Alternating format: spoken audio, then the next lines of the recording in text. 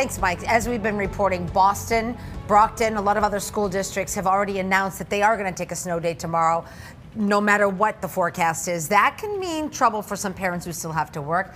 Here was some advice is Dr. Chase Samsel, a psychiatrist at Boston Children's Hospital. Great to see you, doctor. Hey, doctor, it's great to see you. So let's start with the big question. How young is too young to have children stay at home, especially during a storm?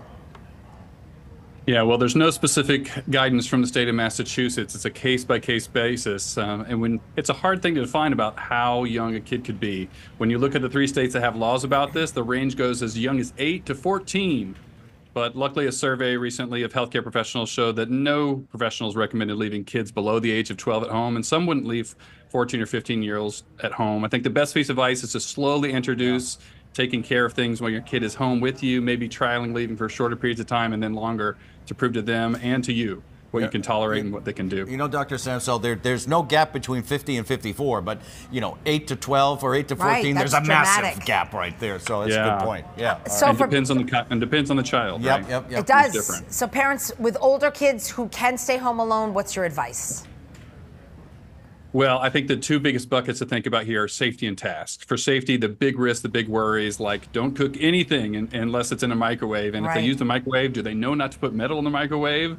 And no one coming over without permission, and any other big special considerations for your kid, family, and area. Like tomorrow, what happens if the power goes out, or maybe your commute back home to join them is going to take longer. So walk through those scenarios with them, have very clear expectations of tasks that must be done, like homework or chores, and more general limits around things like TV. What's most important, and use this as a growth opportunity for your teens to show you what they can and can't do. You know, doctor, one of the offshoots of the pandemic is that we learn how to work at home. So other parents can stay at home and do their work and be with their kids tomorrow.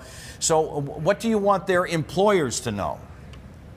Well, I want them to know that flexibility for employees with kids leads to better job satisfaction and job retention. The studies are really clear that parent distress goes up, as we all know, exponentially with any disruption in child care and child well-being, and scrambling for child care coverage or worry is only going to make more burnout. So parents in these situations, as flexible as employers can be, is going to help them and enable parents to be good enough parents. You don't have to be perfect, you just have to do a decent job. And having a few snow days per year without some impressive hour-by-hour super parent curriculum is not going to seriously harm the development of your child. Okay, Dr. Samsel, thank you so much for being with us. Stay well. Thanks, doctor. Take care. Thank you.